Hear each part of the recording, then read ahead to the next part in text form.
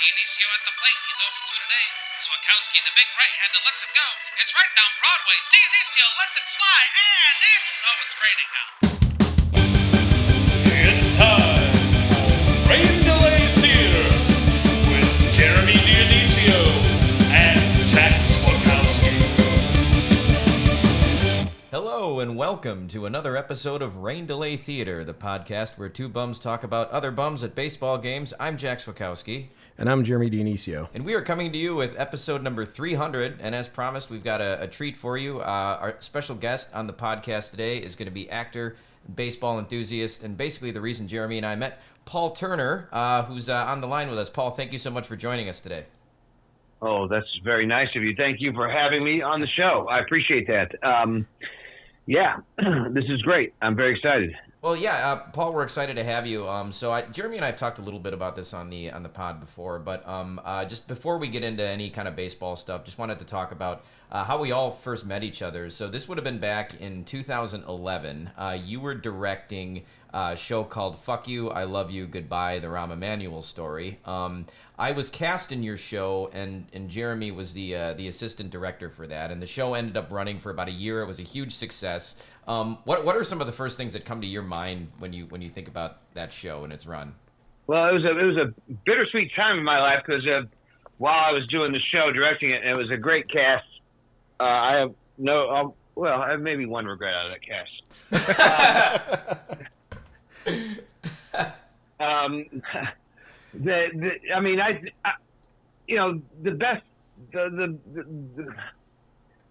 The most important task a director can make is casting. I feel strongly about casting. I felt like I went into it looking for somebody that looked like Rahm Emanuel. We didn't find anybody that looked like Rahm Emanuel, but was a good actor and performer, and that was the key to the whole show. We found a guy named Tim McKendrick who had been through the program at Second City. He's from Michigan, really smart guy, and then everything kind of fell in place from there, and we had a great cast, really, really terrific cast. One of the most talented people I've ever been around, like all facets, like could dance, could sing, could act, funny. Jamie Campbell, super talented guy. Zach Zimmerman, who's now kind of taken off and stand up, I think, right? Yeah, in New York, yeah. Mm-hmm. Yeah. Zach was great. Liz Bell is an incredibly talented person, just enormously talented. Valea Woodbury. What's her last name? Woodard? Yeah, Woodbury, yes. Woodbury, yeah.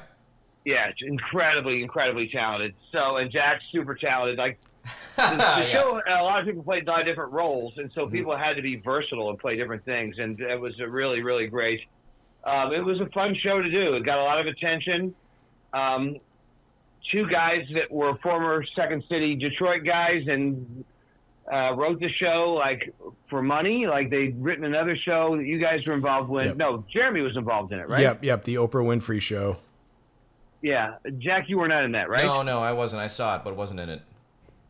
So these guys wrote this. They had success with that, and they wrote it, and the Annoyance bought it, and then assigned me to direct it.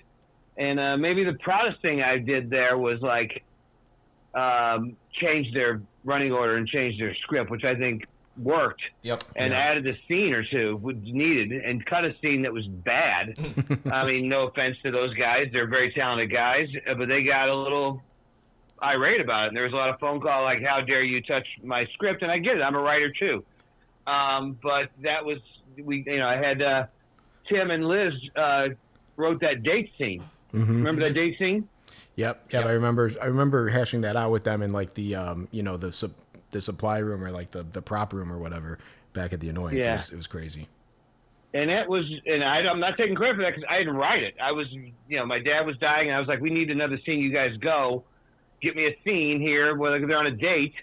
I think it was, and the scene was maybe one of the funniest scenes in the show, right? Yeah. It was a hit. The out of that scene was always like a big hit. Yeah, it was really, really popular. And I don't think, he never snuck in. Rahm never came, but I'm pretty sure his family members came, right? I remember there was a big like campaign, like the actors like did a letter writing campaign to try to get him there. I think, I think there was like maybe rumors that like someone from The Office came or something like that. Yeah. He politely declined himself, but yeah. I think at one point, I know he has the two brothers that are very competitive, and that was another funny scene. Did we have that too, or was that in the script? Was Ari Emanuel in it? Ooh, I can't remember. I can't remember if that was originally. Which is him. he's Might the have added Jeremy that. Piven character from Entourage, right? Yeah. Yep. Yeah, and the one and one brother is like a world famous like scientist, like epidemiologist or infectious disease, like one of the top guys in the world. And one guy famously, one brother is famously what Jeremy Piven's Ari character, and his name's Ari Emanuel, was based on in Entourage. And then you have Rahm Emanuel. So we had some. Yeah, maybe they wrote it. I don't know. I'm sure. We had a scene with the brothers that was very funny too.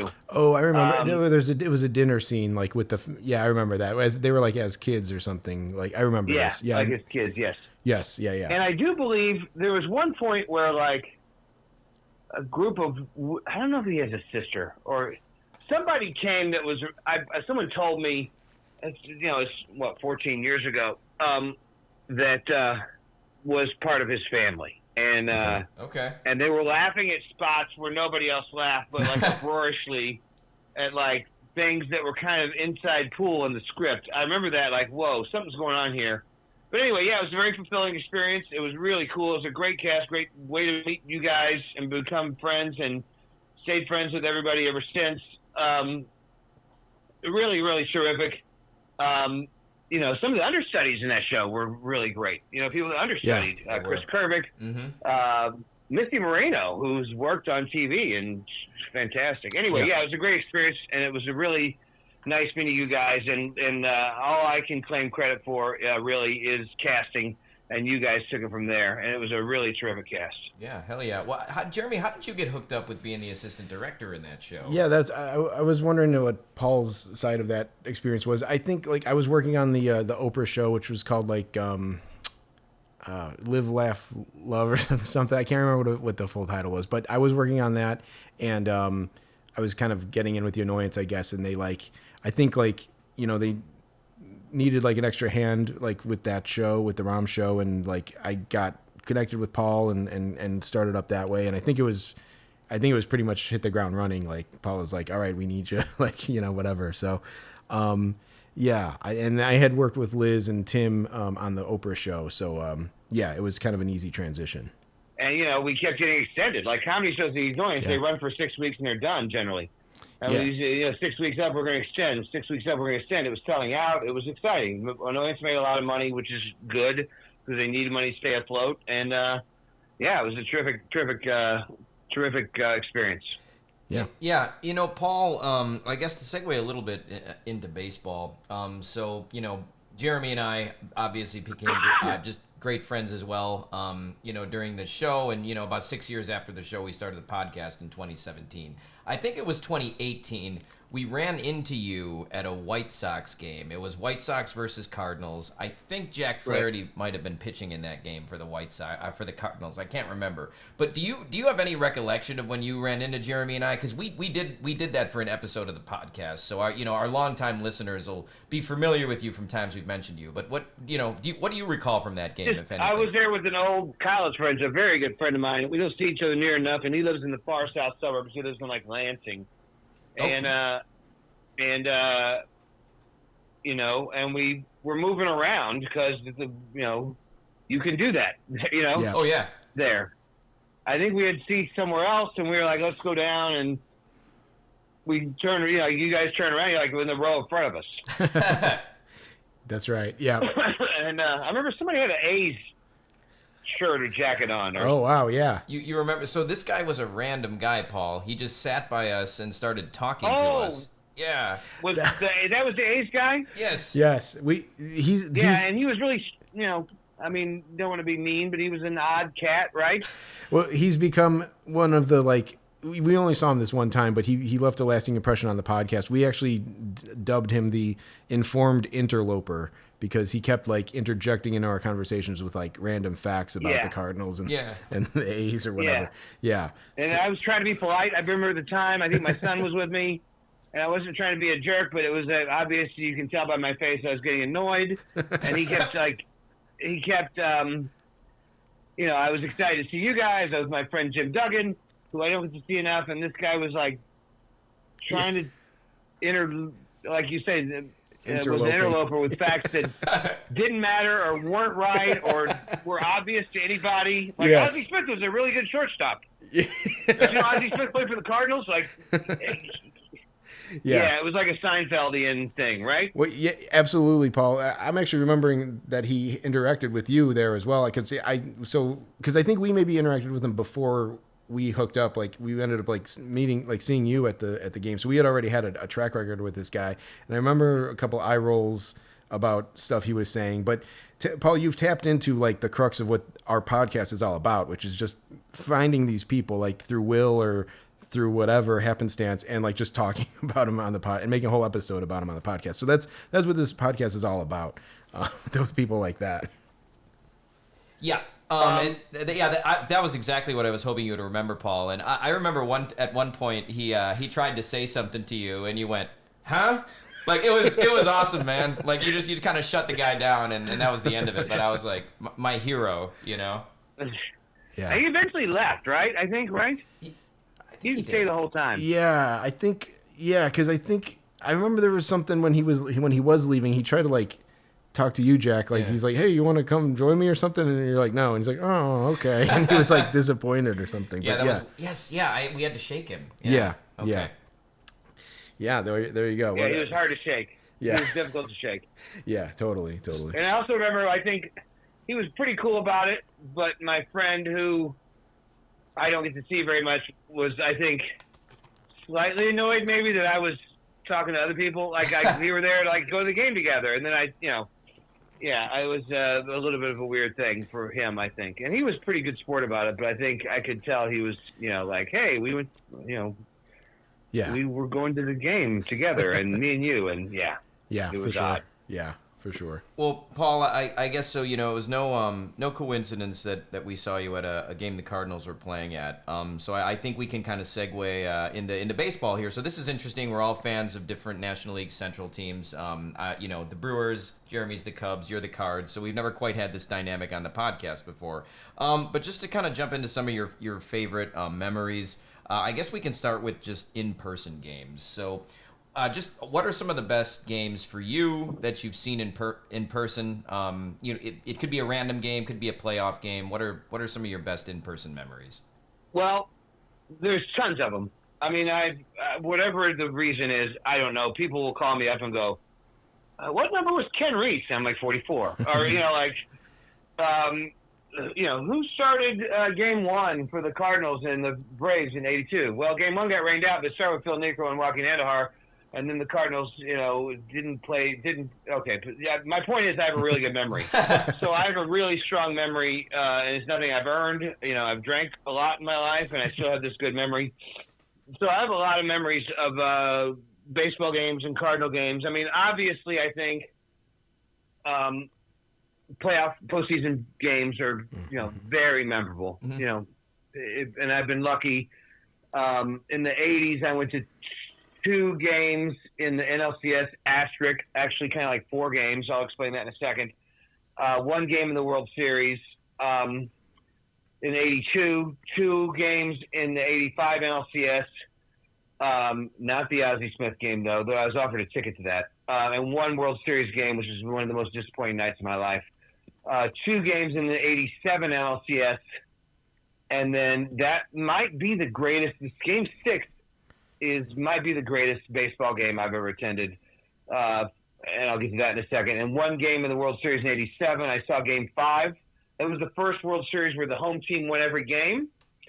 Okay. And there is, I think Cardinal fans get a rep for being, sour grapes to the Dinkinger thing. People still, rap, that's a big deal. But to me, what's not publicized, and you can look this up, there have been allegations, credible allegations, that the Twins cheated during the '87 postseason. Okay. Is it fans in the Metrodome or something? Yeah, like turned stuff on when the Twins were at bat and off when the opposing team was at bat. And this is not only the Cardinals people, but I think the Tigers also kind of like, hey, but you don't want to sound like a big crybaby. But anyway, that's the first World Series where the home team won every game. And then they've won every home game in the '91 World Series, too, to win the World Series, and lost all their games on the road. So, I don't know. Take that what you will. So then that was it for the Cardinals in the postseason for a while. I did not go to any postseason games in '96. 2000, I went to. I did not go to. I had tickets to Game 6 NLCS in 2000, but they didn't win, and they lost in 5, I believe. And then 2001, 2002, 2004, 2006. I went to playoff games and World Series games in 04 and 06. And I went to one World Series game in 11 and a playoff game in 11. I went with Jeremy, right? In 11, right? I think, was it 2012, perhaps, the NLCS? Was it Dodgers? I think no, it was 2011. It was when they won the World Series. Okay. Yeah. No, you're right. No, sorry, excuse me. Okay. It was 2013 when they went to the World Series against the Dodgers in the NLCS. Okay, that makes sense. It was 2013. That actually is a good story. If we want to detour real quick just to talk about that, Paul, I don't remember how you got the tickets. It was definitely the last second thing. Yes. So, you want 2 tickets to the NLCS tonight? Yeah. It was Game 1 of the 2013 NLCS. Yeah. And I was like, yeah, but I don't have wheels. Yeah. I mean, I have wheels, but my wife had to be somewhere with the kids, so I called Jeremy, and we had this is 4:00 in the afternoon, leaving from Chicago, maybe 3. Yeah. And the game starts at 7. Yeah. Yeah. It was. And wild. we jumped in the car, we sped, and we. The most memorable thing, one of the most memorable things about that is we're listening to the radio. The game had started. Mm-hmm. Joe Kelly started for the Cardinals, who retired today, incidentally. Yep, he did, I saw that. Mm-hmm. He broke Hanley Ramirez's hand with an inside pitch, in the first inning. That was some people say it turned the series around. Yeah. So we get there third inning, and we pull up, and there was a parking place right in front of the stadium, a public. We're hustling to get there, and we're at some points we're should we scrap it and just turn around and go home? Right? Weren't we debating that because we were in bad traffic? There was we had to detour because there was a bridge out and we were on these weird back roads cornfields, and then at some point, Paul, we made a deal where you drove my car because you were going to speed and you were willing to take the ticket. And so we switched, we pulled over somewhere and we switched, and then you were speeding, and then we saw cars pulled over with behind with cops highway patrolmen behind them, and we'd slow down for that, and then we'd gain speed again, and yeah, that's the part I remember about the drive down there. Yeah, I was driving really fast, and we got there, and then incredibly we got our money's worth and time's worth because we got there the third inning. But it went to 14 or so, right? Yeah, it was a long game. Yeah, definitely extra innings. Did you guys drive back after the game? Yeah, immediately after the game. Turned around and came back. We did. I think we stopped at somewhere in Arby's or something, I remember. But then we got back, and it was it was one of those things where the sun was coming up when we got back into Chicago. Carlos Beltran won that game with a double. It was a very loud crack of that. I remember that being very loud. When he made contact with the ball, it was very, very loud. Nice. And Lance Lynn won that game as a reliever. He came out of the bullpen. Yeah, he was a winning pitcher. I got the I pulled up the box score here. Yeah, it was 4 hours and 47 minutes. So we probably saw a good almost 4 hours of that. I would say 3:47 maybe. Yeah, I'd say nearly 4, if not 4. Yeah. But so we were at great seats. We were in box seats, right down behind third base.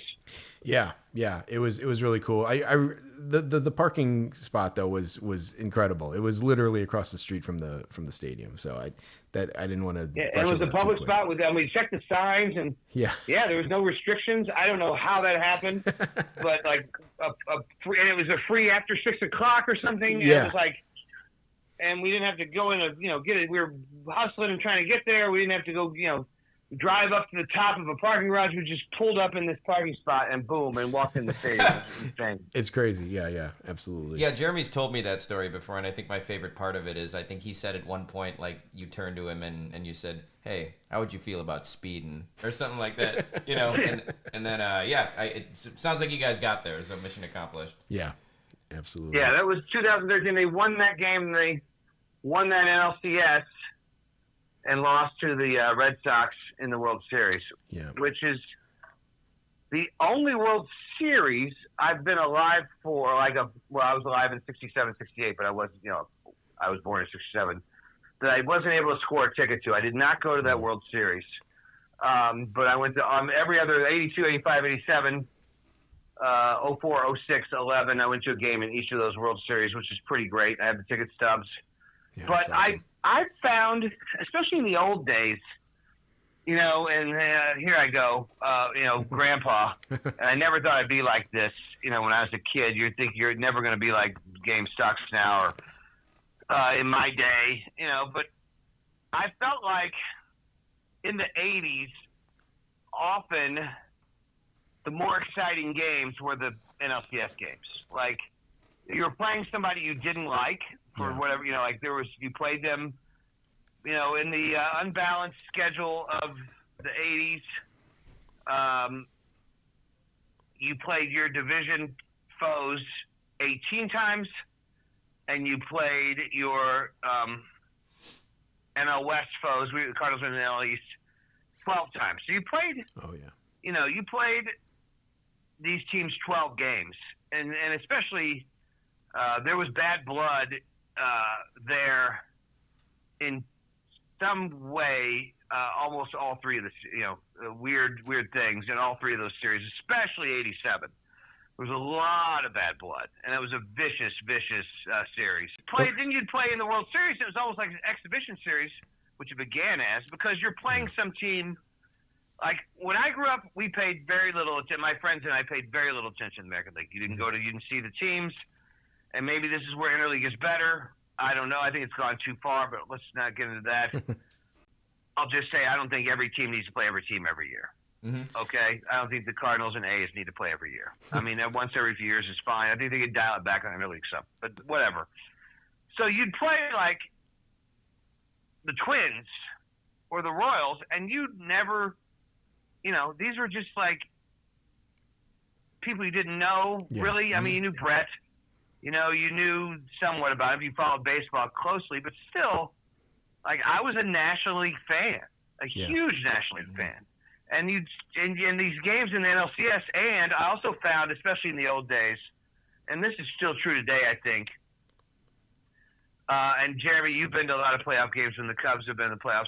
Jack, have you been to playoff games? I never have, and I think it's pretty awesome that you were at some of the 82 games, because that's the only time the Brewers ever made the World Series. So that's really cool. That was maybe the best World Series game I've ever seen. Okay.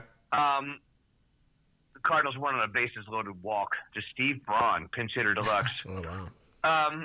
I think Pete Ladd might have walked him. Anyway, in the NLCS, in those days especially, it felt like everybody there was a fan. Like, they were the same people that have been going all year. And then you walk into this World Series. I remember feeling this way in 85, especially 87. And there are all these people in suits and ties that just showed up. Like, the crowd didn't seem as raucous. You didn't have the intensity. Like, the crowd was watered down by people who were, it's the World Series, that were Anheuser-Busch distributors in Mississippi or Texas or Oregon that wanted games. That's the great, when the Anheuser-Busch owned the Cardinals, or the Busch family, like, distributors we would get tickets to our local distributor, who's also my grade school basketball coach. I didn't play, but I mean, I played, but I didn't play. And he would give you tickets because he was the beer distributor, and they always had tickets. You would buy them sometimes. He would give them to you. That's where you got your tickets, for the internet. And so I remember one time I was at the '87 playoffs, Game 1, Cardinals Giants, and Jack Buck was the master of ceremonies on the opening ceremonies. They were introducing both teams, and these two guys were behind me, thick draws. They were, wealthy. You could tell they owned a beer distributorship. I think it was Mississippi. I chatted with them earlier, and we're in the upper deck, so you couldn't see that great. And the one guy turned to the other guy when Jack Buck was speaking. He's like, "Why is Johnny Carson here?" Oh, jeez. Yeah. So I mean, that's what would happen, and that got even worse in the World Series. And then sponsors and corporate people would come in, and it just seemed like the crowd wasn't as fired up. But the NLCS in '85 and '87, it was just wildly entertaining because you hated the Dodgers and you hated Lasorda, and then there was a lot of bad blood between the Cardinals and the Giants, and that's a long story. Really bad blood, like really got intense. So yeah, that Game 6 I went to in that '87 NLCS. The Cardinals came back from San Francisco down to 3-2. And they had to win both, obviously, to go to the World Series.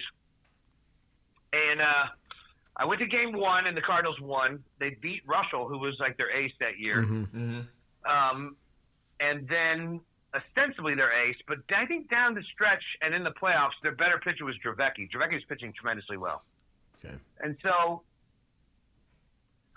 split in St. Louis, go out into San Francisco, and they took 2 out of 3 and really did it in kind of dominating fashion. It looked bad. And Jeffrey Leonard, Pac-Man or Penitentiary Face, he really went off like in one of the great playoff performances of all time. He won the MVP for the losing team, which I don't know how often, if ever, that had happened before or it happened since. Yeah, that's weird. But he was hitting home runs, and then he would do this thing where he would circle the bases with his arm like pointed downward at an angle and stiff, and he called it one flap down. Yeah. And he was just destroying the Cardinals. And the game they won out there, they were down. And their former number 1 pick out of Bradley, who I think is a high school coach in the Chicago area, he's a Chicago native, who was one of these guys who was promising but had back problems, and his career was cut short. A guy named Jim Lindemann. Jim Lindemann hit a big home run, like 3-run homer. And Jeffrey Leonard came up to the bat, and Bob Force was pitching. And the Cardinals were down, and Bob Force just drilled him. I mean, like straight up, just drilled him right up in the rib cage, pretty high. And there was, benches kind of cleared and yelling and pointing, and then the Cardinals came back and won. And a lot of people point that like Force was like, enough's enough with Mr. One Flap Down. So there's a lot of. Do you curse on this show? Yes. Yes. A lot of shit talking by the Giants, like a lot of shit talking, and a little bit of back history. Roger Craig was their manager, and Roger Craig had been a Cardinal. And again, go back history. During the '80s, Whitey was so incredibly popular and so incredibly successful, but there was kind of a little bit of undercurrent of not all, but some older Cardinals didn't like him. One of the things he did when he got hired was after the '80 season, he fired Dal Maxwell as from the coaching staff, and Dal Maxwell was extraordinarily popular among his old teammates. And there's a lot of those '60s Cardinals, which are really entertaining to read about too, that didn't like him. And Roger Craig was one of those guys. And Roger Craig and Whitey, I was one of the most entertaining regular season games I was at in '86, kind of the precursor for all this. I took this girl to Cardinals-Giants game in July or August of '86, and she'd never been to a baseball game before. Her parents were academic types. They were kind of nerdy. They didn't like sports. His dad was a professor at SIU. Her mom was a high school teacher of like German or something, French maybe, and she'd never been to a baseball game. Lived a little over an hour away from the stadium and never been. So we go to this baseball game, and we're drinking beer, and the Cardinals are up huge, and they had a horrible year coming off the '85 World Series. They were just terrible the first 3 months of the season, like historically bad. And there's supposedly a lot of internal strife from the team. Then they started winning a little bit in the second half and kind of making up. The Mets ran away with the division. They weren't anywhere near, and there was no wild card. But they were playing better and playing with some pride. And, Coleman was stealing bases when they were up. Yep. Like 7-1 or something. He was stealing bases, and they went nuts. And Whitey always said, hey, that's how we score runs. If you send me a note over with the clubhouse boy in the middle of the game that say, I'm not going to try to hit any more home runs, then we'll try to not steal any more bases. Right. But Coleman, and he protected his players in a way like he knew that's how he got paid, So Coleman was stealing bases. Yep.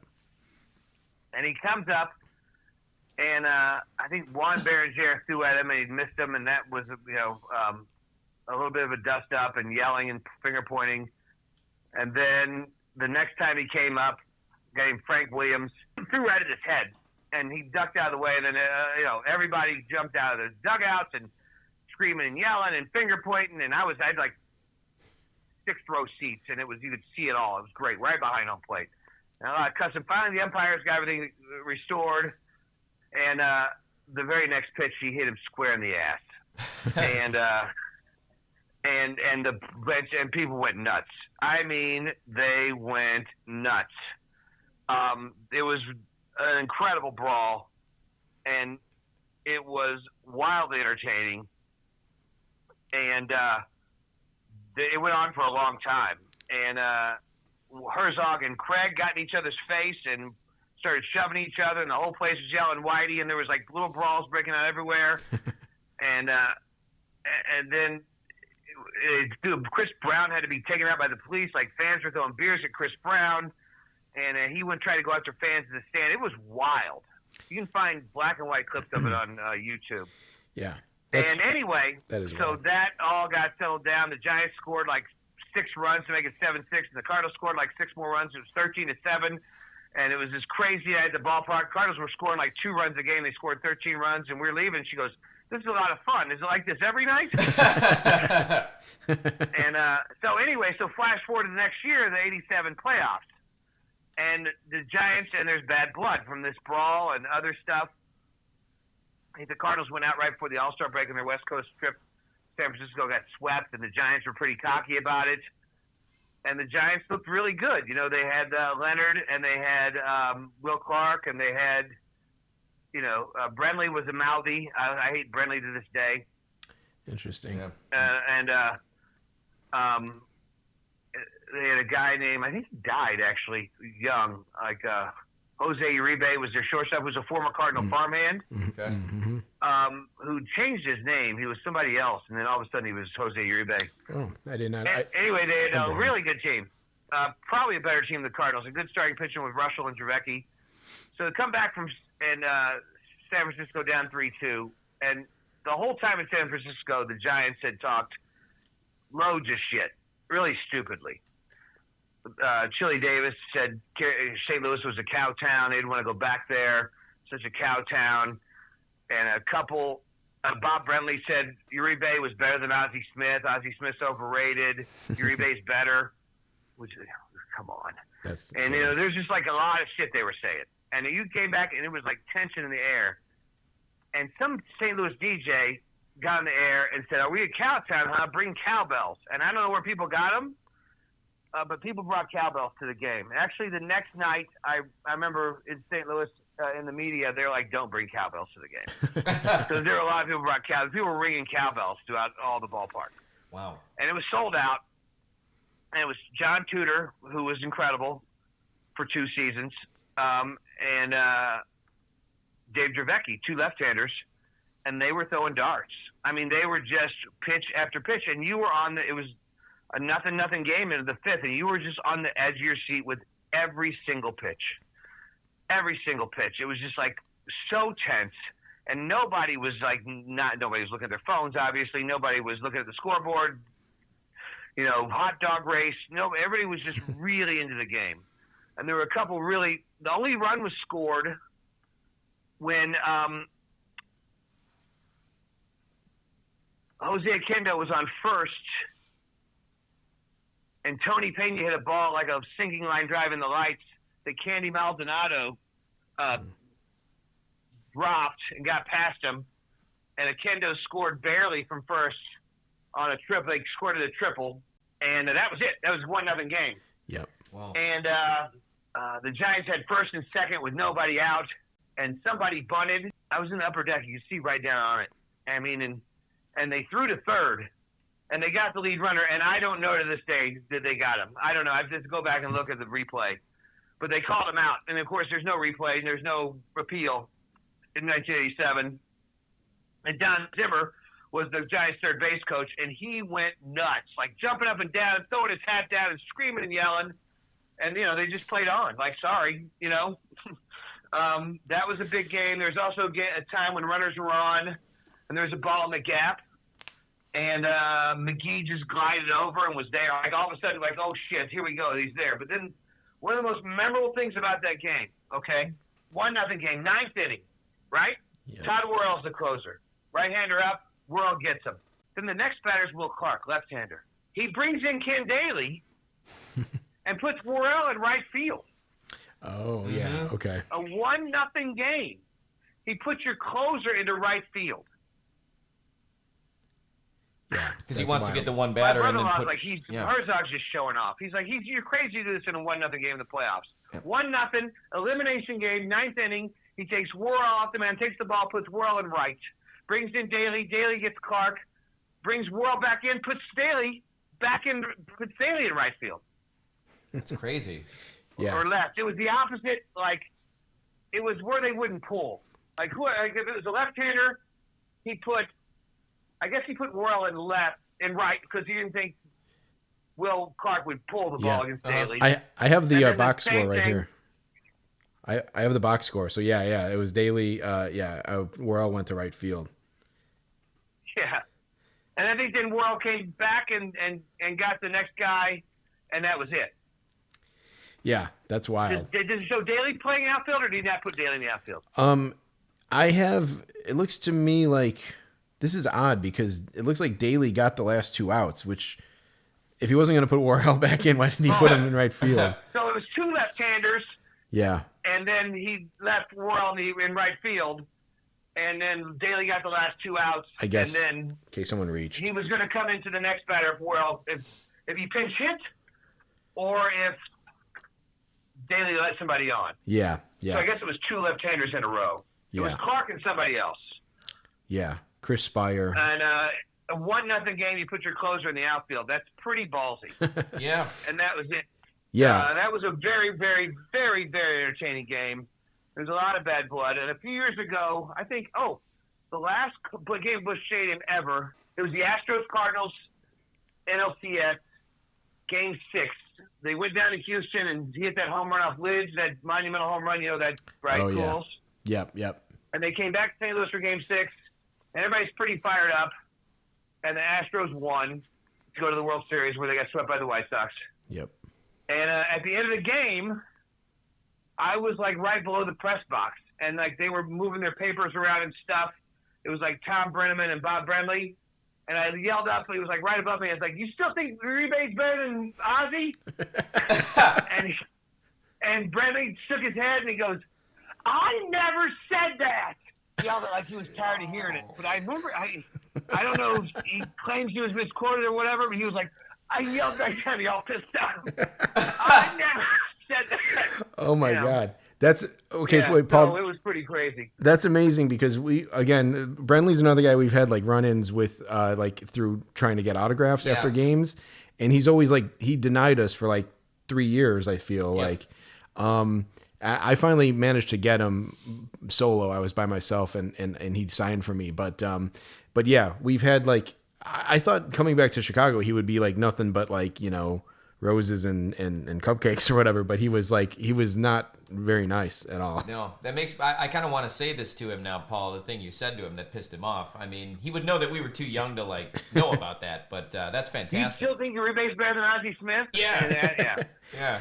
Real quick about Brenly too. I feel like I heard this recently. I don't know if I should have known this or not, but I guess like the belief is that Bob Melvin actually was really pulling the strings on that team, the Okay. 01 Diamondbacks. Okay. Which would make sense why Brenly never got another manager position. Yeah, it's weird, right? That he won a World Series Yeah. and then like just never got another job. Yeah. Apparently it was Bob Melvin that was the mastermind. Okay. Yeah, the same thing with the 34 Cardinals. Leo DeRocher was the shortstop and the captain, and the Cardinals won the World Series. And Frank Frisch was the player manager, and people were like, Leo DeRocher really ran things. Yeah. Which makes sense because it was Leo DeRocher, right? That makes sense. Yeah, he went on for years, right, to manage. So Yeah, Giants and the Dodgers and Cubs, the Cubs, yeah. which wasn't so successful, but No. he did almost win with the Cubs, right? Mm-hmm. 69. 69. Yep. Well, Paul, Yeah, well, go yeah, ahead. Paul. We and this is kind of a good segue because we're kind of getting into specific players here. But one thing Jeremy and I are wondering about too is who are some of your favorite players of all time? Well, I always had an affinity. The Stars are great, and I was, Ozzy. First, there's a difference between like you become more of an educated fan when you get to be 13, 14, right? Like you become a little bit more like gee whizzy and more like I like this guy and don't like that guy, and this guy's good, and I recognize that this guy's, But when you're 8, 9, 10, 11 years old, like they're like heroes. They're superheroes. Yep. Right? You know what I'm saying? Yeah, absolutely. Yeah, the guys when you're little kids, they're a little different. So like when I was a little kid, Ted Simmons was the coolest cat on earth. He had long hair. He looked like he was stoned all the time. He could hit. He could hit. I don't think he gets enough credit for how, finally got in the Hall of Fame. Yep. But how much he could hit and how well he could hit. He was really, and he played, like, Jeremy, you're pulling stuff up. Like, there's several years in a row there where he caught like 150 games in St. Louis. Oh, yeah. On the turf. Yeah. Like, and a lot of years. Like, yeah. 70, a lot of years. 72 to 78, his lowest was 150 games, and he caught up to 161 in 73. So seemingly only took one day off. Yeah, and he's catching in Old Bush. Yeah. Which underneath that thin carpet was concrete. Like there's stories about Old Bush, like guys standing out there in that turf and their cleats, they had plastic cleats, they'd melt. Yeah. I remember watching games like the Cubs-Cardinals games in July in St. Louis, and they would show like the thermostat or the thermometer and like the heat waves coming off of the turf, and that just seemed like unbearable. And then like look at 75, 76, 77. How many games did he catch, and what was his batting average? Yeah. 150 in 75, 157 games, hit 332. Next year, 150 games, hit 291. Next year after that, 150 games, 318. Yeah, that's an amazing run. Yeah, so he was a huge favorite of mine in those days. And also a guy who got traded to the Cubs in one of the worst trades of all time. But, everybody always talks about Brock Broglio, and that was bad. But Leon Durham, Ty Waller, and Ken Reese, who was a big favorite of mine, Ken Reese for Bruce Sutter. But I love Ken Reese. And Ken Reese is a weird thing with the Cardinals. I guess, he died of a heart attack kind of young, but he later became a drug and alcohol counselor because he was part of that Cardinals cabal of partiers, which some of them, Herzog got rid of a lot of them after the 80 season, but some of them stayed and, won a World Series and we're still huge, and we're doing coke and drinking a lot and partying all the time. So it's not like Herzog completely cleaned out the clubhouse, but he did to an extent, and Reese was one of those guys. And obviously, a year later, Templeton. Was Simmons a partier too? He was called the Zamboni machine. He wore short. He wore his sleeves real tight in his jersey. He looked badass. Nice. Yeah. Were you going to say something? I'm sorry. Oh no, I was gonna say, was Simmons a partier too? I seem to recall something reading about how he would like to kind of party too. And maybe that why they let him get away to the Brewers? No, I think so. That's an interesting story. So Herzog takes over on June 9th, which was my mom's birthday, 1980. I was at Camp Onassauk. I get back, and my mom saved all the St. Louis sports pages for me. We got the St. Louis Globe Democrat delivered every day. And all I wanted was for the Cardinals to win and to be prominent. I felt like I was a weird kid that I read a lot of baseball history, and I knew the Cardinals used to be prominent, but in the 70s they weren't. And there were a few marquee teams that were on Monday Night Baseball, which was a big thing in the 80s. Like ABC did that after the success of Monday Night Football and the Saturday game of the week. You know, it was in the National League. It was always the Dodgers, the Reds, of course. Reds were on all the time, and you heard about the Reds all the time, and they were in your face all the time. And the Phillies, who won the East like 76, 77, 78. The Pirates, who were very good in the 70s, won the World Series 79. So the Cardinals were kind of like, it's hard to imagine now because I know a lot of fans hate the Cardinals and their fans because of their superior attitude. But when I was a kid, they were like not getting a lot of attention and not like seen as a team with a lot of stars. Lou Brock, chasing records, got some attention. But otherwise, Simmons got some, but he was way overshadowed by Bench. Bench was seen as like the greatest catcher of all time at the time, you know? So I wanted the Cardinals to win, and I wanted them to be prominent. It was like this raging hope I had. I became a huge Cardinals fan. I first started with football Cardinals before I really got into baseball Cardinals. That's a whole other podcast. And so Herzog came along in June 9th of 1980. They fired Ken Boyer, who was another one of those 60s Cardinals, and those guys were all real tight. They hired Herzog. At the end of so I went to a game on September 1st or 2nd. It was like Labor Day with my Uncle Harry, who was my mom's brother, is a huge baseball fan, and taught me a lot about baseball. My dad was more of a football fan in those days. And there was a big thing on the scoreboard. Whitey Herzog today resigned as manager of the Cardinals. He took the position as John Claiborne, who's been dismissed. Whitey Herzog is now the general manager of the Cardinals, and Reg Chaney's going to be the interim manager for the rest of the year, and Whitey Herzog will conduct a search for a manager at the end of the season. So he stepped down. He was not the manager. And I've always thought about this. It wasn't really reported on that much. I've always been curious about this because John Claiborne hired him in June, and then Whitey started going out to Grant's farm, the Bush estate, and playing gin rummy and drinking beer with old man Bush and telling him your team's a mess, takes 4 hits to score a run, you got a bunch of drug addicts and drunks in your clubhouse, you need me to clean house. I need to clean it. You need to make me general manager. And he went behind Claiborne's back. Claiborne got fired. He got named the general manager. So he's like, I'm going to be the general manager. Red's going to manage the team the rest of the way, and then I'm going to make a search for the manager. And then about a month into the offseason, he's like, I looked around for a manager, and I thought, who's the best guy to manage this team? Me. I mean, if you read his books, I love the guy to death, but his ego is enormous, you know. And if you read, like, I just reread a couple of his books recently, just out of boredom, and he was like, I was the greatest third base coach of all time. I was the greatest talent evaluator of all time, you know. He's no shrinking violet when it comes to his duty, his skills. Anyway. Yeah, nice. So he decides he's going to clean house, and the winter meetings that year, I'm following on radio from St. Louis News Static. I'm following the newspaper. It was wildly exciting. He went there as like nothing ever before or since. He had this crazy winter meetings. And at first, he had a plan. He liked Simmons. He liked his bat. He had a plan. He was going to move Hernandez to left field because he signed Porter. He thought Simmons' defense sucked, but he liked his bat. Okay.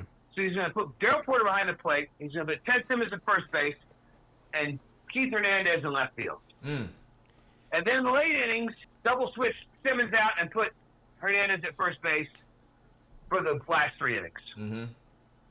And he went to Simmons and said, this is what I want to do. And Simmons was like, fine. And then after the first few days of the winter meetings, Simmons rethunk it. It's like, you know what? I don't want to do that.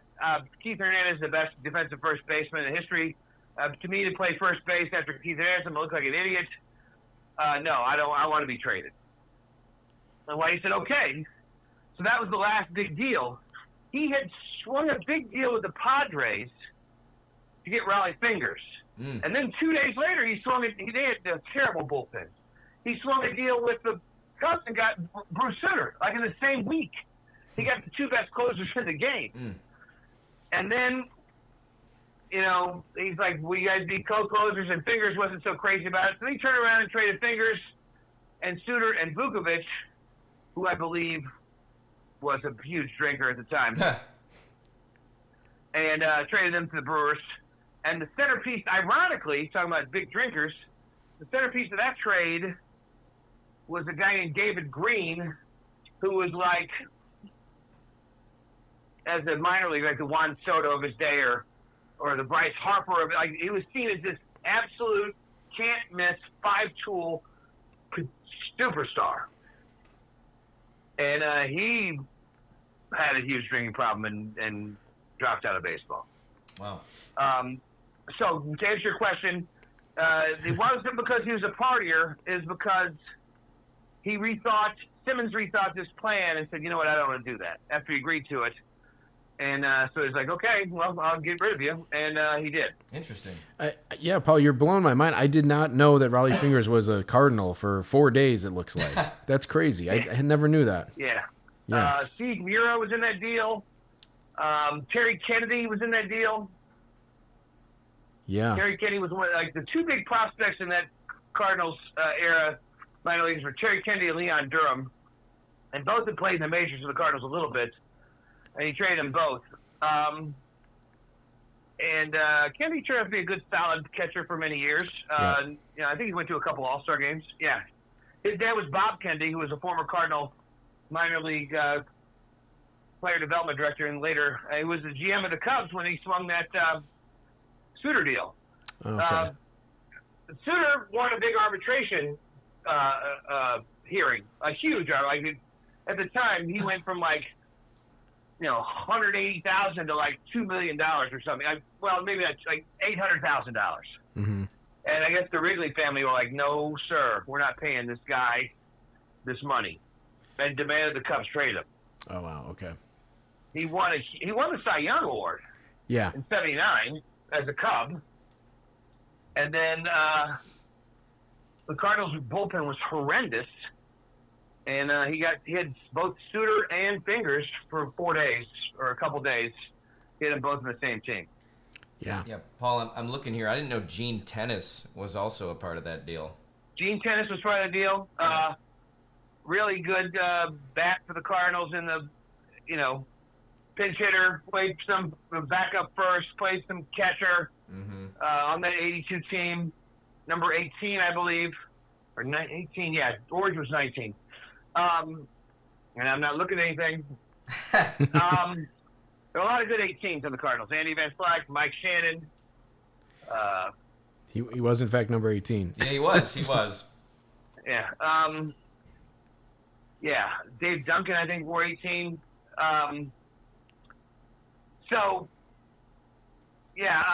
Gene Tennis was part of that deal.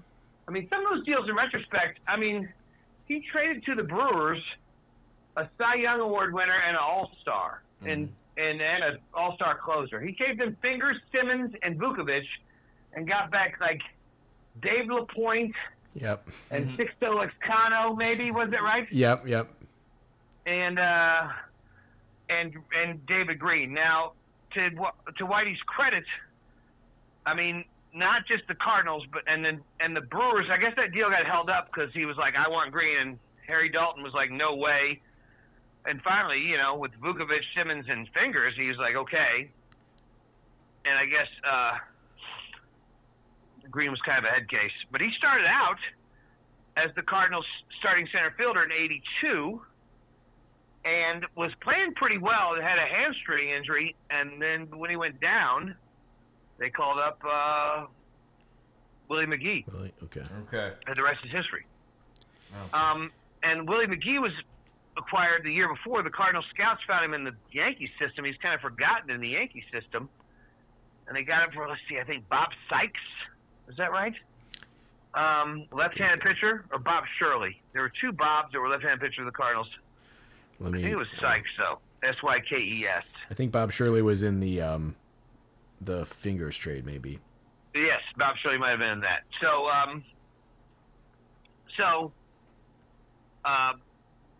McGee comes up and has this crazy rookie season. I mean, not super crazy, but very solid. Grabs the starting center field position, doesn't let go, and has that postseason. He had those 2 catches and 2 homers in that famous game in Milwaukee, and the World Series. I think Game 3, Cardinals won, where he had this crazy great game, the Willie McGee game. And I guess Steinbrenner was furious. Said the Cardinals stole him from them. And they pulled a fast one out, and basically, I don't know why they did this. Herzog was in the Yankee system. Always had a soft spot for the Yankees. To basically used to appease Steinbrenner. He gave him like Stan Javier and Bobby Meacham. Like just next year, it was like take them and shut up. Like for nothing really. Like I don't know. Look at the Stan Javier Bobby Meacham trade. Like basically, like we didn't steal McGee, but here you go. Sorry, you're mad, George. Here's a couple prospects, and Bobby Meacham was their starting shortstop for several years. Yeah, for the Yankees, and Stan Javier had a decent career. Yep. Yeah.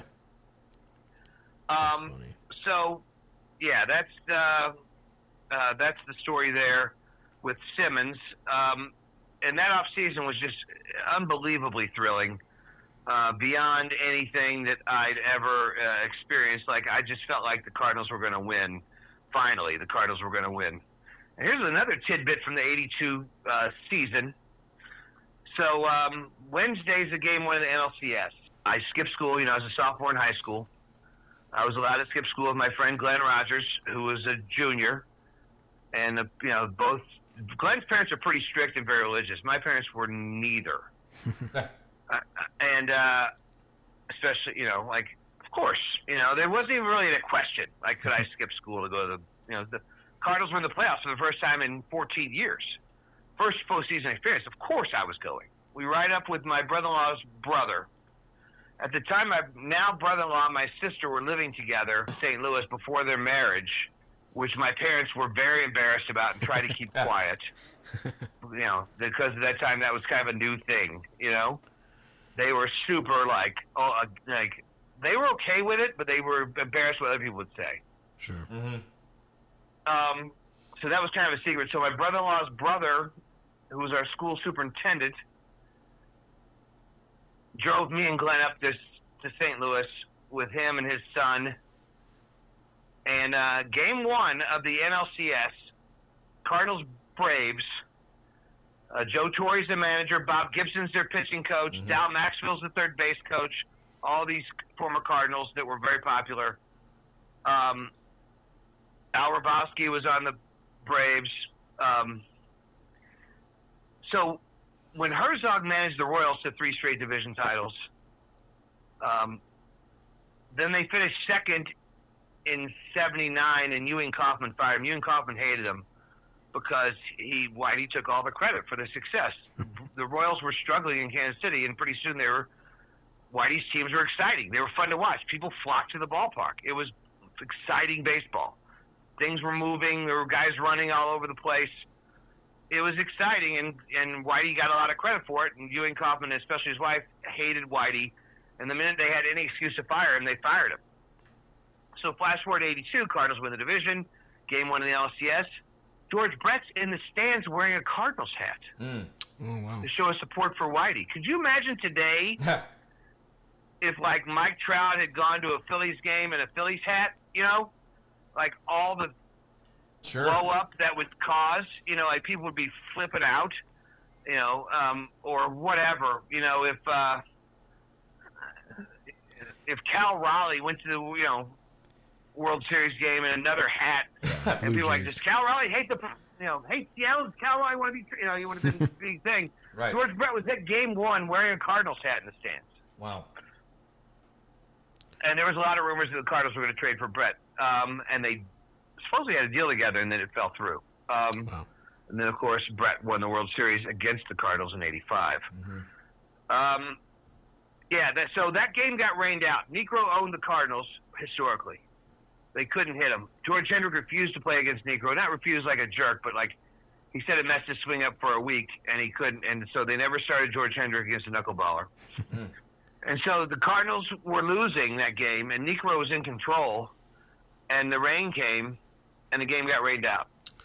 Oh, wow, okay. Game 1 LCS. Now, I've been dying for the Cardinals to be relevant to win my entire sports fan life. And here it was, and I had a ticket, and they're like, the ticket's good for tomorrow.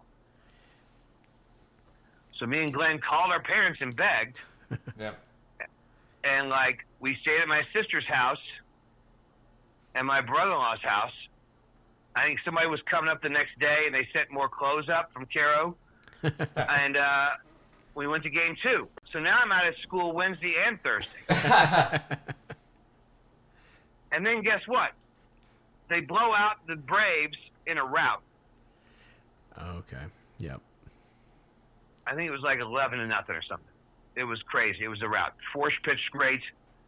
The one memorable thing about that game is McGee, especially when he was younger, he was always that way, but especially when he was a rookie, he almost seemed like embarrassed to be at the plate. Like he was getting all this adulation, and he had this vibe about him that he was like super incredibly shy. And he would always have his head down. And like between pitches, he was just like looked like he wanted to be anywhere but where he was. He was like, and he hit a ball. It had been raining that day and raining that night. And they got the game in. He hit a ball in the gap, and Claudio Washington was playing left.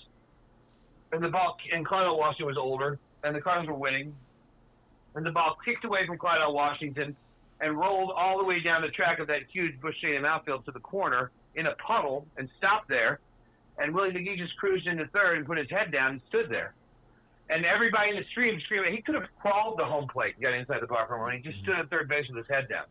So they win that game big. You have that game pulled up? I do, yeah. Yep. Game 1, what was the score? 7-0. 7-0. Okay, I was a little exaggerated. So I knew it was a rout. So guess what? Somebody found tickets for game 2. Me and Glenn call our parents. And Glenn's parents are very religious and very strict. They weren't happy about him spending the night in the apartment of a couple living in sin, first of all. And they accepted it because Glenn and I were both just insanely crazy Cardinal fans. And they accepted it. So now we have tickets for game 2. And we go to game 2, and that gets rained out. Like it's a massive downpour. I can still see the rain pouring through the light standard. You know, the light on top of the sky. You look up, and it was just buckets of rain. And that got rained out. And now we're there another day. So, backtrack a little bit. That Friday before the game, my sister taught school, and my brother-in-law had to work, but they had like a second beater car for some reason, like an old Ford Maverick.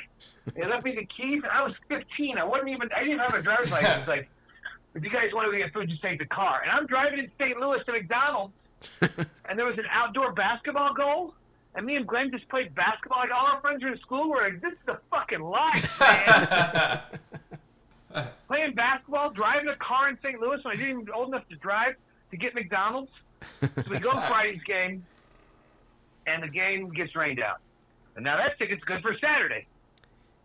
Now, Saturday, Glenn's mom and stepdad have tickets to the game, too. Okay. And they had box seats, 3 tickets. And they told Glenn he had to sit in his other seats, the upper deck seats where we were, because he'd had to skip school, and his little sister Angie, who didn't give a shit about baseball, got to sit in the box seats, right? Oh, gosh. So we did what you guys do now. We go down on the field during batting practice, and we're like begging for baseballs. Mm-hmm. Okay. We get there real early. I can still remember to this day who threw me a baseball. George Hendrick threw me a baseball. I love George Hendrick. I always have had an affinity for scrappy, utility infielders. Mike Ramsey, one of my all-time favorite Cardinals, gave me a baseball, tossed me one. And a Brave, ironically, Ken Daly tossed me a baseball. Oh, wow. I walked up to Ted Turner. I said, my name's Turner, too. He introduced me to his family. He signed my baseball. I still have it. Wow.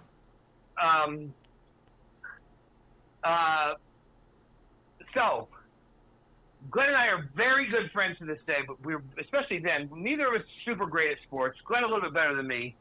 Very, very, very, very competitive against each other. Like, very competitive. And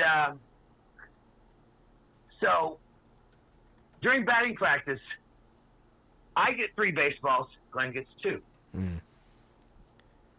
Okay. He's happy enough.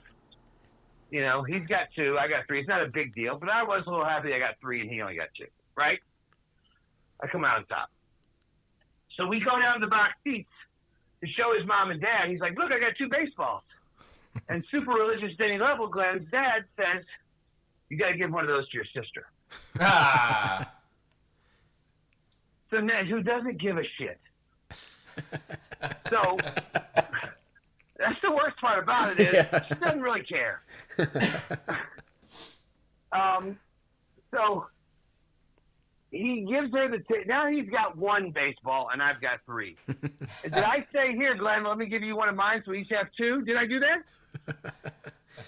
Fuck no, I did not do that. That's what I figured, yeah. Not a chance.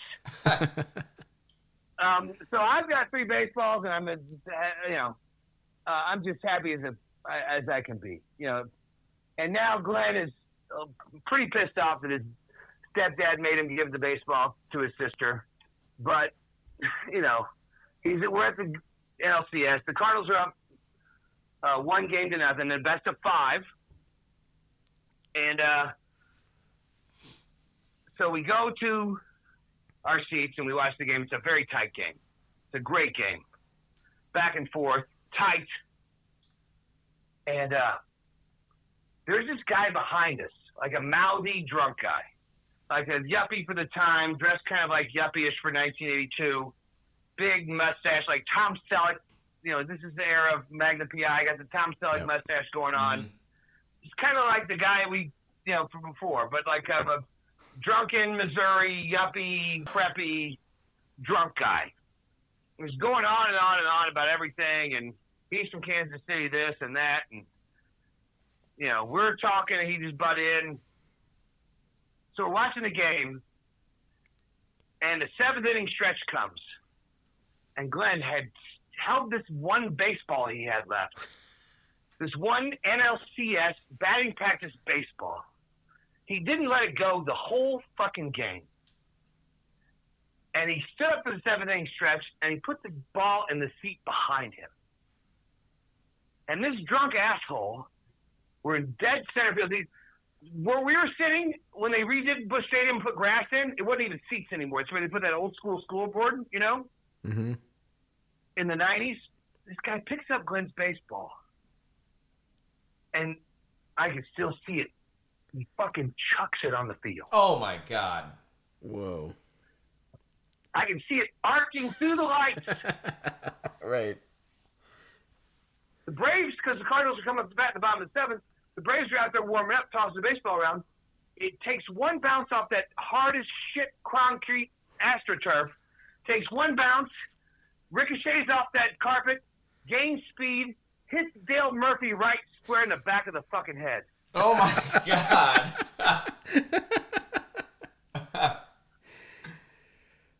Wow. Everything stops. And this is, again, 1982. Nobody came over and said who did it. Nothing happened to the guy. There's no cameras. There's no security. It was like, we're up the upper deck. Nobody came and kicked the guy out. Nobody said, no, there wasn't like a phalanx of security running over with walkie-talkies. Like, where'd that come from? Nothing. Oh, my gosh. The Braves come out, the manager, the trainer. I don't know if this is the reason. They talk to Dale Murphy. They move him to right, bring in Brett Butler to play center field. Okay. I don't know if Glenn's baseball is the reason, but I got to think it had to be part of the reason, right? Oh, my God. Wow. Okay, that would be amazing to bring up to Dale Murphy if you ever met him. See if he remembers it. Yeah.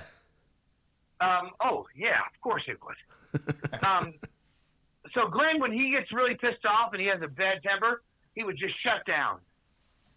And everybody, and my brother goes, "What, you fucking asshole!" The guy, and he tries to talk to Glenn, and Glenn wouldn't speak to him, wouldn't speak to everybody. He's like, "I live in Kansas City. I know all the Royals. I'll give you a baseball signed by all the Royals." And Glenn just had his arms crossed and looking straight ahead with a scowl on his face.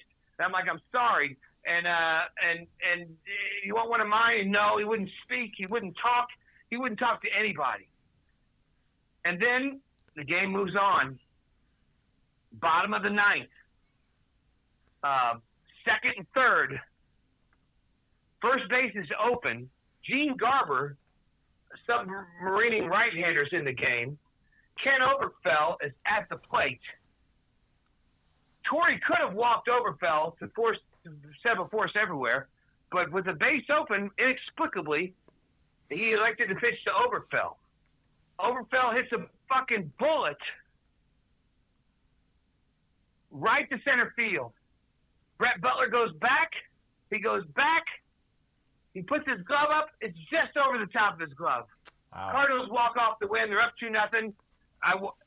Now, Dale Murphy's 6'5". Mm-hmm. Yeah. And Brett Butler's like 5'8". Yeah, he's a short, tiny guy. So I don't know if Glenn's baseball caused the Cardinals to win that game. If they go back to Atlanta tied 1-1, it's a different series. Mm-hmm. Yeah. They go back to Atlanta, they win, they sweep the Braves. So was there any part of him that felt like it was a worthy sacrifice?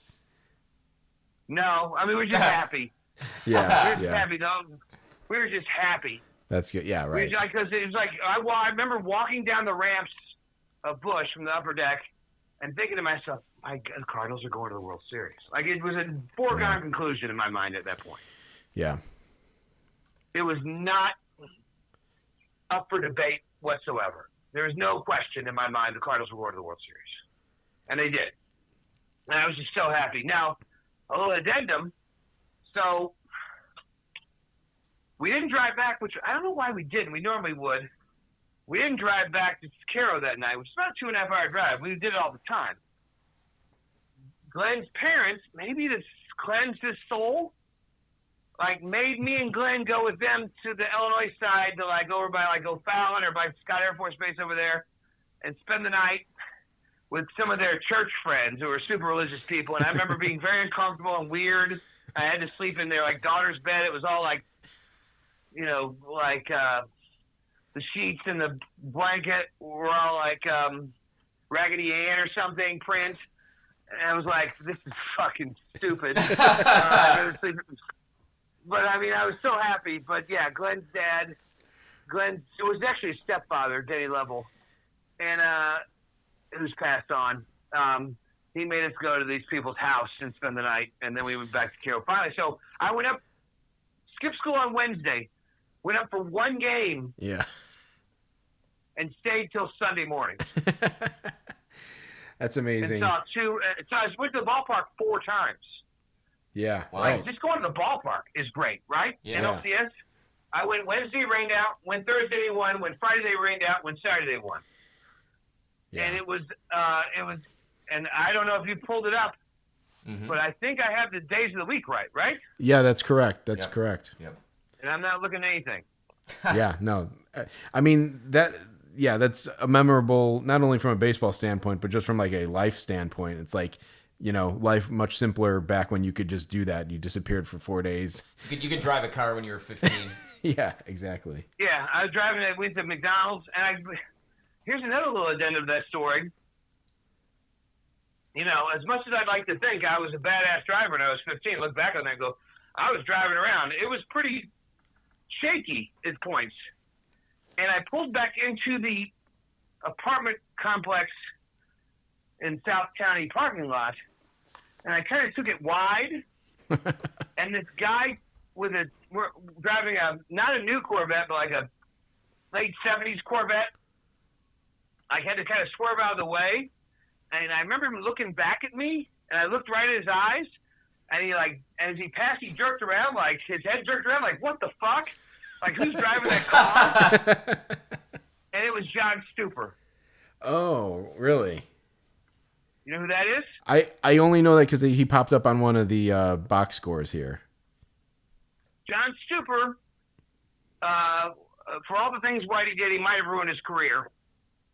John Stupor was a rookie pitcher for the Cardinals in '82 and had a pretty good year and had some great games down the stretch, was in the rotation, a nice prospect. And then World Series against the Brewers, Cardinals get blown out in Game 1. I think that was 11-0. Yep. Yeah. And then win on a bases-loaded walk in Game 2. That was crazy exciting. Like, it was really wildly exciting to see the Cardinals win the world. Ted Simmons hit a home run in both the first 2 games. It's very weird to see Ted Simmons hit a home run against the Cardinals in the World Series. Mm-hmm. And go to Milwaukee. Cardinals lose 2 out of 3. Blow a game, had a big lead and just blow a game. Dave LaPointe dropped a relay at first base from Hernandez. Like, Hernandez gave it to him perfectly, and he just dropped it. And then opened the gates, and they scored like 4 runs. And Whitey, Dave LaPointe was kind of fat and a character. And Whitey said, it was a ham sandwich. I bet he would have dropped it. I remember LaPointe from the White Sox, by the way. He ended up on the White Sox. Yeah, he played for the White Sox. Yep. He was a big prospect with the Brewers. So, come back from St. Louis down 3-2. The Cardinals just blow the Brewers out in Game 6. I mean, it's a big, big win. Hernandez hit a bomb. They just dominated that game. And Stupor pitched great. I think he pitched several shutout innings. And it had been this is after the NLCS with those 2 rainouts. It had been raining off and on that whole 2 weeks. Yep. And there was a huge rain delay that night. He threw a complete game. Stupor came back out after like a 2-hour rain delay and threw the rest of the game, and it was never the same. He probably fucked his arm up. But then John Stupor, I think he recently retired, became most famous, and he's been written up a lot for this. He was Yale's baseball coach for like 30 years. Wow. And he coached, among other people, and was very close to Ron DeSantis, among others. He said he was close to people from both parties. Like, I want one of my players to be president someday. He's coached, people that have gone on into Democrat politics or judges, and, he's coached the baseball team at Yale. Interesting. For a long time. He might still be there, but I think he recently retired.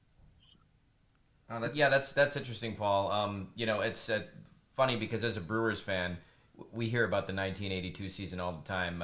Like the Brewers still honor that team, but they didn't even win the World Series. So it's wild to hear about that from the other perspective. I mean, that was a wild looking team, right? Those guys all had like Fu Manchus. Yeah, Reboski. And, Gorman Thomas, yep. Yount, Molitor.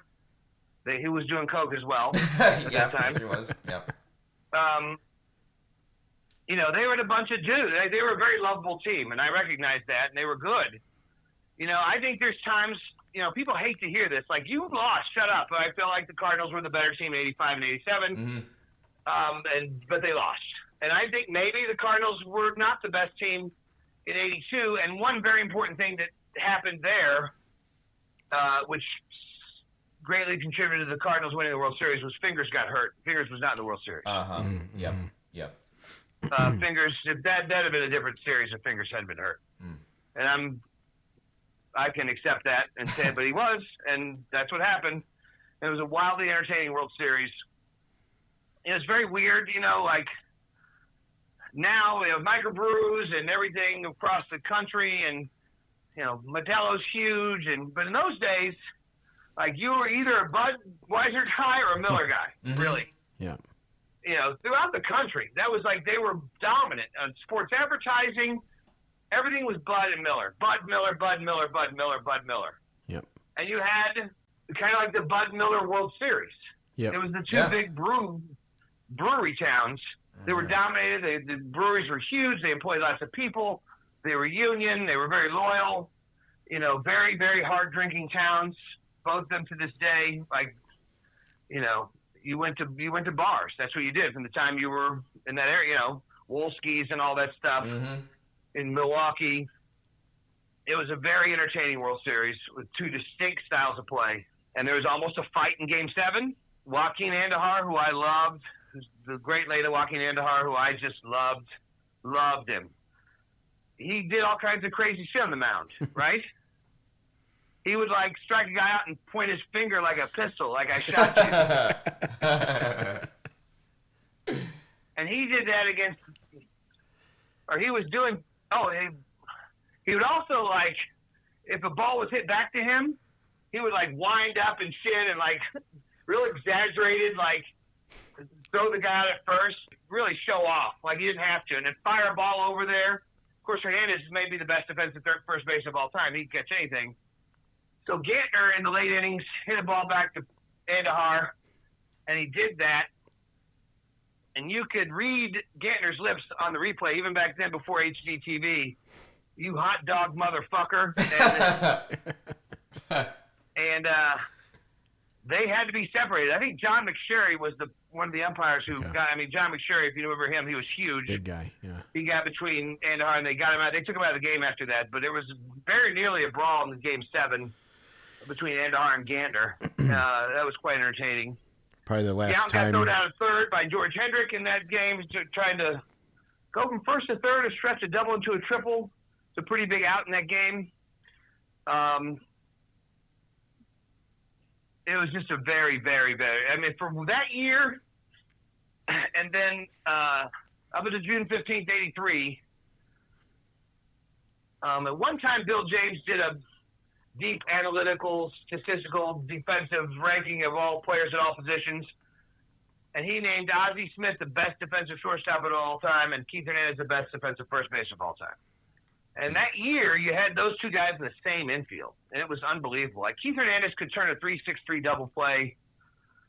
He had a really good, accurate arm. He was a cutoff man a lot in the middle of the infield. He was really – I cannot emphasize how great Keith Hernandez was defensively. I mean, he was just – everybody knows Ozzie Smith, right? Mm-hmm. Mm-hmm. There's a play – it's a famous game against the Reds. I think might have been a fight in that one, too. It was a very tight game where they tried to bunt late in the innings, and Hernandez, ran up and fielded the ball, on the third base line. It's unbelievable if you look that up. Okay. It's incredible how good he was. And I would go to batting practice, and again, I hate to say it, but it was different. Yeah. The gates opened 2.5 hours for the game, and you would get there 2.5 hours for the game. If you came up from Carroll, we had a 2.5 hour drive. We'd go up early. We'd be waiting when the gates opened, and there was nobody in there. Now you go even for batting practice, and there's groups on the field. Yeah. There's cages. There's some insurance company has their employees. You can't see shit. Yeah. Yep. In those days, you could go and watch, and they don't do that much anyway now. Yeah. You would go and watch them take infield. Mm-hmm. You would go and watch the coaches hit bungos to the players. You would go watch them having infield practice. And it was wildly entertaining. Yeah. Because you got more bang for your buck. If you're going to drive to St. Louis to a ball game, I want to see I want to be in that ballpark. I love that ballpark, the smells, the sounds, and the hot dogs and the Cokes. I want to be there for as long as possible. Mm-hmm.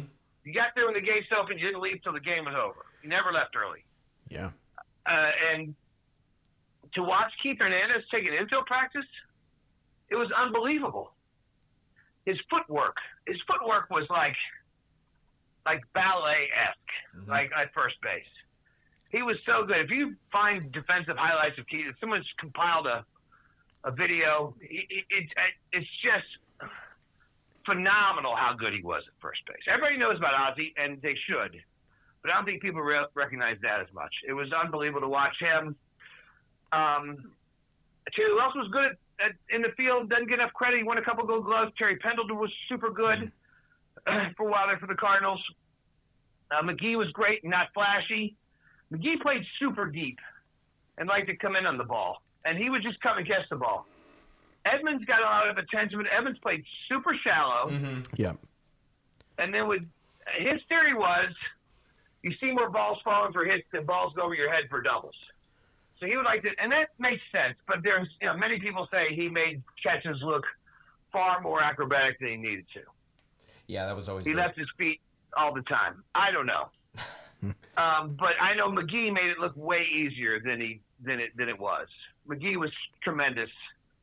Those were great teams, and they were very entertaining. I mean, you were forced to pay attention. Now I go to the game, everybody has their phones, and again, I hate to sound like an old man, but, I just read an article in The Athletic or something the other day about teams are starting to look again for guys that put the ball in play. Yep. Pointing to the Blue Jays, who had power, but they had guys at the Brewers, Jack. Yep. Guys that have teams up and down the line that put the ball in play. Yep, Frelick, And Terang, to me, yeah. No, I just said, Frelick, Terang, all those guys, they put the ball in play, yep. Mm-hmm. It's, the 3-outcome game, I don't know. The nerds won, the Yale guys and the Harvard guys and the Theo Epsteins and the Chaim Blooms of the world, I guess they know more than a bunch of guys in Stanza belts chewing on unlit cigars, walking around a batting cage, hungover. But it sure seems like the game's not as much fun to watch. And I would rather, there's nothing more exciting to me in the world than a triple. Mm-hmm. Yeah. There's nothing more exciting than like a guy on first scoring with a ball in the gap on a double, and a play at the plate. I mean, that stuff was happening with the Cardinals all the time. The ball was just, you went to the game and you were on the edge of your seat the whole time. If Lonnie Smith was on first in 82, or Coleman in 85 and 87, throughout the 80s, you could see it in some teams' eyes. Like, they were old school baseball dudes, and they were not going to let these guys run. And they throw over, and they throw over, and they throw over, and guys would put the tag. If he had to dive back in, they'd slap him with the tag really hard. Like Coleman, they'd beat him up and make him dive into first 15 times. Slap him with the tag, and he'd steal anyway. But the tension would build because you could see the pitcher getting frustrated. You could see the entire team getting frustrated, and it took guys out of their heads. They wanted so much to not let him steal that they give up base hits. And then there's a big inning. There's a video I watched the other day on Facebook of the Reds with Pete Rose at first base going over. I think it's the guy that does radio for them, Chris Welch. Does he do TV or radio for them? Yep. I think it's Chris Welch. He throws over like 17 times, literally 14 or 17, and then they show every one of them on this Instagram reel or Facebook, and then he finally goes home plate and Coleman steals the base. Yeah, that's awesome. Yeah, that's good. Easily. And the games were still shorter back then, too. Yeah. 2.5 hours like that. Like, Yeah. you get on 2:20 to 2:30 like clockwork. Yeah, right. Yeah. Well, You Paul, went at 7:35. Cardinals games those days start at 7:35. 7:30. And you're walking out there at 10 o'clock. Yeah, every time. Every single time. Now they start at 7:05 and you're walking out. Well, now the pitch clock. Yeah. It's one of the few changes I applaud, and I wish it didn't have to be, but it has to be. I agree. It's tough to sit there for 3.5 hours. Paul, we're glad as hell that you were able to join us for this thing. Yeah, I'm sorry I talked too long. No, well, This is why we wanted you, man. Yeah, absolutely, and we'll have to get you on again too, because there's so much more to talk about. Not only baseball wise, but other run-ins you've had with folks throughout the athletes throughout the years and whatnot. But we'll maybe get you on again, Paul. But thanks so much for doing this, man. 300 is a big number for us, and we wanted to have you on just because the three of us. It was kind of the start of the whole podcast, even though our first one wasn't until 6 years later. Well, yeah. I mean, it's funny how life works, right? We all met because of that, right? Right. Yeah. Heck yeah. Like, if you hadn't shown up, I've had instances where I don't feel like going to this audition. I'm probably not going to get this. Yep. And force yourself to go, right? Whatever opportunity in life. Like, maybe I'll just stay home. And then you go, and then something happens because you force yourself to go, right? Yep. Yeah. And you showed up for an audition. Jeremy agreed to help me out when I desperately needed it. I agreed to direct the show when I probably shouldn't have. And it all worked out. Yeah, absolutely. And here we are. Heck yeah. 14 years later? Yeah, 14 years later. Yeah, that's wild. 2011. That's freaking wild. Well, Paul, thanks for joining us tonight. Thank you guys very much. I'm sorry I rambled on so much, but No. you know, I love baseball. I love baseball games. I love ballparks, and you know, we'll have to go to a game this summer. We should. And yeah, we'll get you back. Well, awesome, folks. Thank you for listening tonight. This has been number 300. I'm Jack Swakowski. And I'm Jeremy Dionisio. 300, folks. That's right. Yeah. We'll see you next time.